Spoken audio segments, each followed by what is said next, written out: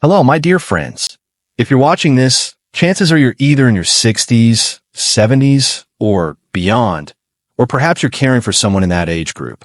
First of all, let me say welcome. I'm so glad you're here. Today, I want to have a heartfelt conversation with you about something deeply personal and yet so universal for all of us as we grow older. That question is, where should I live after 70 to enjoy more peace, happiness, and a longer, healthier life? You see, our environment, our living space, our routines, and the people we surround ourselves with can either nourish us or slowly drain our spirit. Especially after 70, when peace of mind, comfort, and connection become more important than ever. Your living arrangement isn't just about walls and a roof. It's about quality of life. So today, let's explore together the best living options after 70, based on both modern science and the timeless wisdom shared by seniors who have walked this path before us.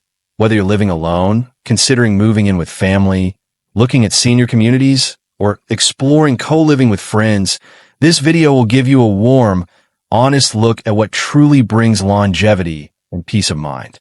1. The myth of one size fits all. Let's start by saying something important.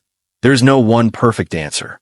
The best living arrangement after 70 depends on your personality, health, finances, family dynamics, and lifestyle preferences.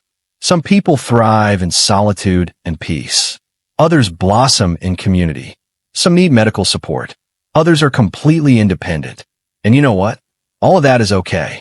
But while there's no one size fits all, there are certain patterns and truths that we've seen from both research and the lived experience of millions of seniors. Let's explore the most common arrangements and the pros, cons, and hidden wisdom behind each. 2. Living alone. The peaceful choice or a silent risk. For many seniors, especially widows or lifelong introverts, living alone seems like a peaceful, comfortable choice. You get to control your environment, sleep when you want, eat what you like, and enjoy quiet mornings with your coffee and your thoughts. But as peaceful as it sounds, living alone after 70 comes with risks, and I don't just mean falls or health emergencies. I'm talking about something more silent. Loneliness. Loneliness is now recognized as a serious health threat. Studies have shown it can be as dangerous as smoking 15 cigarettes a day. It raises the risk of dementia, heart disease, depression, and even early death. So if you choose to live alone, that's okay. But you have to be intentional about staying connected, whether through social groups, video calls with family, walking clubs, or attending community centers. Peace is wonderful, but isolation is not the same as peace. Living alone works best when you're still mobile, mentally active, and socially engaged. 3. Living with adult children. The traditional path with modern challenges. In many cultures, especially Asian and Mediterranean ones, it's normal and even expected for older parents to live with their adult children. And honestly, there are beautiful things about this. The laughter of grandchildren, the feeling of belonging, and daily support. But in Western cultures, this arrangement can be tricky. Families are more independent. Adult children often have busy jobs, their own kids, and different lifestyles. This can lead to stress, tension, or feelings of being a burden. So if you're considering moving in with your son or daughter, here's the key. Clear communication. Discuss expectations before moving in. Talk about boundaries, financial, emotional, and physical. Create a space in the house that is truly yours. When done well, this arrangement can bring love, connection, and practical support. But it must be built on mutual respect, not guilt or pressure. 4. Senior living communities. Not what they used to be. Gone are the days when retirement homes felt like dull institutions. Today, many independent and assisted living communities are vibrant, full of life, and designed with seniors' happiness in mind. Here's what's great about them. Instant community. No more feeling lonely. You're surrounded by peers, activities, and amenities. Many offer fitness classes, movie nights, art workshops, and gardens. Safety. There's help on site, and many communities are designed to be fall-safe and accessible. However, they can also be expensive, and it's important to visit a few places, talk to residents, and make sure the vibe fits you. Some people love the energy, while others feel it's too structured. But if you're craving companionship, safety, and ease without sacrificing independence, senior living communities can be a great option. 5. Co-living with friends. A new twist on an old idea.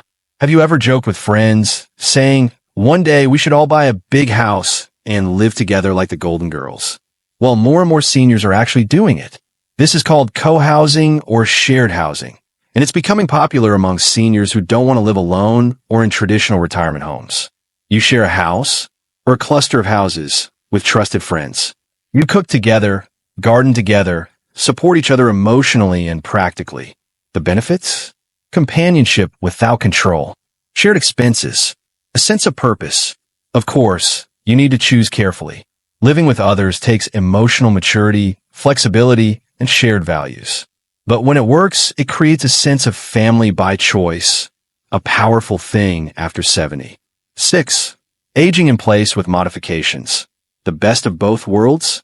If you love your home and your neighborhood, aging in place might be your best option with the right modifications. This includes things like installing grab bars and non-slip mats in the bathroom, using smart home devices for safety, like fall detectors or voice-controlled lights, hiring part-time help with groceries, cleaning, or medical needs. More and more people are choosing this path, thanks to technology and community support services. The key here is planning. Don't wait for a crisis. Be proactive about making your home safe, comfortable, and senior-friendly. 7. What the elders say. Timeless wisdom. Now let's hear from some wise elders who've lived beyond 80 and 90 and look back on their choices. Here's what they consistently say. The people matter more than the place. Whether it's a cottage, apartment, or big house, what brings peace is kindness, love, and connection. Don't be stubborn. Be flexible. Holding too tightly to your independence can sometimes mean suffering silently. It's not weakness to ask for help. It's wisdom. Peace comes from purpose.